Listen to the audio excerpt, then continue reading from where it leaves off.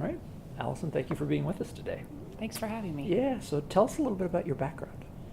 I'm a local. I grew up in Ames, graduated from Ames High, Iowa State. Before I moved away, like many people do, I had stints in Los Angeles, Washington State, Vermont, Germany, and England before moving back here to take the Research Park job about 12 years ago. Prior to that, my professional experience was in advertising agencies and startups. So that's where sort of the entrepreneurship bug bit me. One of those startups being one of the old VRAC rollout companies, Mecdyne, that's still operating over by Marshalltown. Yeah. So when I came back to take this job, growing the research park and concentrating all my effort in one area was pretty compelling.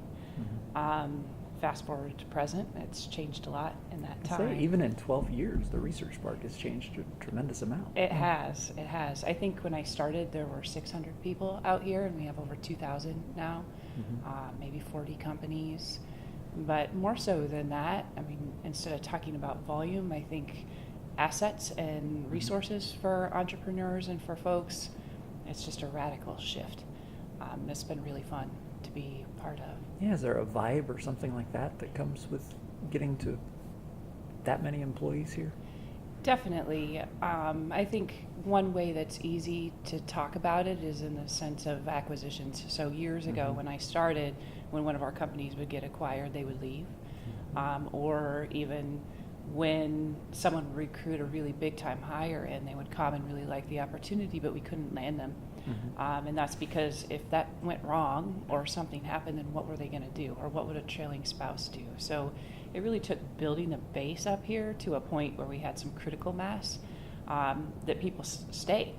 And then that critical mass begets more success and people want to be around that. So then really it became a function of creating a sense of community out here where people are going to run into one another. So if you're in a big city, that happens organically, maybe in the back of an Uber or something, but that's not going to happen in Ames, Iowa. So we've created a whole series of ways, reasons, things for people to go to sort of run into one another and to help one another succeed.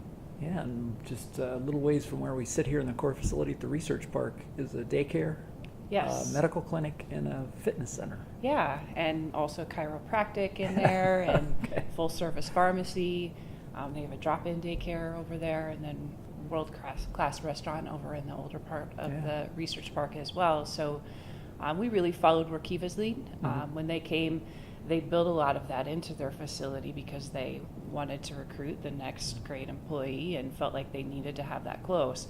And from a sheer economic standpoint, it was a smart thing to do, right? If you look at 400, 500, 600, 700 people driving, going to get lunch, and it takes an hour and 15 minutes to make that pilgrimage every day, and you do the math on that, it's a pretty simple investment to put that in your facility. But we also shifted from selling research infrastructure as our lead product, equipment on campus as our lead product, to really just selling talent first, because there's so many companies that are just really looking for people. And the next generation of talent demands something different than our old customer demanded, and so we're trying to create that. And we're still a work in progress, but I think we're headed in the right direction. But 35,000 plus students at Iowa State University is part of the draw. Yeah, exactly. You can read all the statistics about Ames being the lowest unemployment rate, I think, in the United States by some measures. But none of the companies that are here are enjoying that problem as far as that section of the workforce is concerned.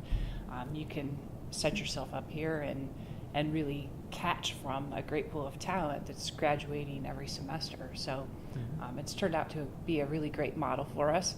And most of those companies, once they come in on talent, it takes them very little time to realize that there's so much more than that offered here. So we work really hard to connect them in with people at the university to help them succeed, programs, resources, get them in front of more students, and then hopefully hook them into the research infrastructure eventually.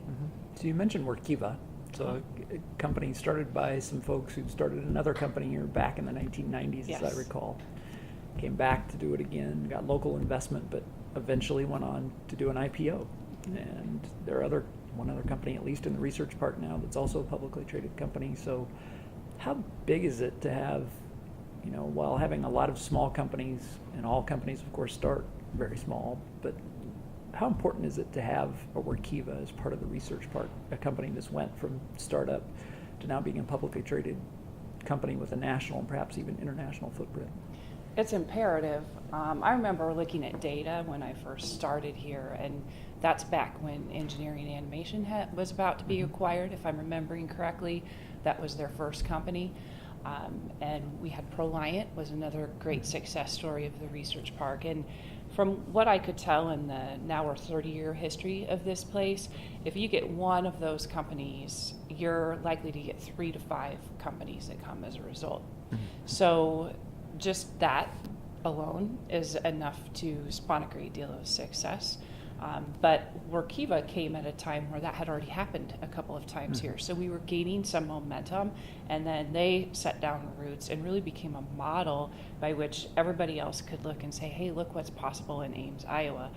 They pushed the envelope in terms of what we were able to do for space. By the time we opened the first phase of their building, they were in every multi-tenant building at the research park.